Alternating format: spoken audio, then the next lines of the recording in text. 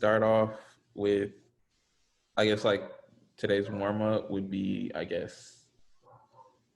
was, I guess we can do two because I was having a conversation with one of my friends. She's a student at Penn State, and she's a big fan of this rapper Jack Harlow, who put out his debut album today. And we were having a conversation on Twitter yesterday that made me think of sports too, because if you're unfamiliar with Jack Harlow, he's a rapper out of Louisville. He signed to DJ Drama. He just Isn't that Tyler Hero's boy? Yep, they're cool. He I've been following him since 2018. Since I went down to Atlanta and spent a couple months down there, I got to be around music, and you hear different things when you're in different regions. So for that, he recently this year, I guess, his big hit has been What's Poppin'. That has been like the song that's kind of broken him through onto a larger platform.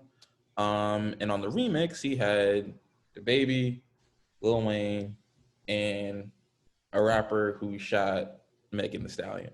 I'm not gonna give him, or allegedly. Actually, I have to say allegedly because, but he was recently asked in an interview why he left Tory Lanez on the song when it was on the album, because other artists have taken that artist off of songs that he's on. And he just said, I just hate the path mentality. People can't wait to say who they hate next. Just a lot of judgment and laziness. You know, people aren't perfect, bro. I feel like people should be able to recover from their mistakes. We're under the scope. They want me to slip up. I'll tell you that. That's how he says, like, cancel culture is affecting the industry. And then he went on to add, I don't think I'm God. I don't have no room to judge nobody. I wasn't there when this happened. I don't know anything. And then we just got in this conversation about how artists can say certain things outside of music that will make you question whether you want to support them. And that kind of made me think of athletes, because like this summer you had Drew Brees saying something, Tom Brady, his connections to Donald Trump. I just want to like kind of ask y'all, has there ever been a time where an athlete or a team did something that made you question your support for them? Yeah. I'll take this one if you don't mind me. I'll take it first. Yeah. I think there are a number of things that make me question like supporting people. I know we're gonna get to it later. I'll take you one further. Floyd Mayweather. It's really hard to separate his artwork from his person sometimes. And it's not just, he being arrogant and stuff like that. I just think the notion of him and his past when it has to do with women and like his like notion of like capitalism and stuff like that, stuff that I don't generally agree with. It's hard for me to separate that sometimes from like the artwork of his boxing. But the one thing I'm really going through right now is being a Kansas City Chiefs fan. I think a lot of people see the Redskins or the Braves and like Chief Wahoo as racist, and I agree with that to a large degree. But it's really hard for me to get over the fact that in Arrowhead, one, it's called Arrowhead. Two, they built a drum deck to do a tomahawk chop that really isn't racially sensitive, to say the least. And it's really hard for me to do that while obviously being a part of, being a part of a minority group and, having a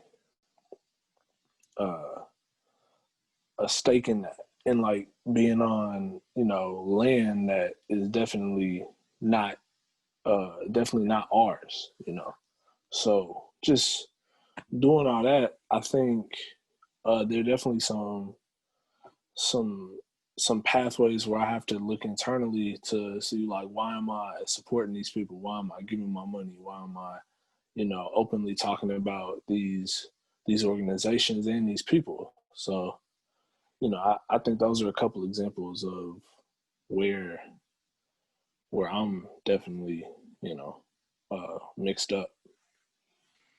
Yeah, I've got to agree with that. I mean, as a Boston fan, it's not hard seeing the stuff that happened in the city. Sometimes not even too long ago, but just talking about some of the stories with Bill Russell and how we felt like he never really had a home game and the crowd really never accepted him, and just how versatile that crowd can be against African American communities.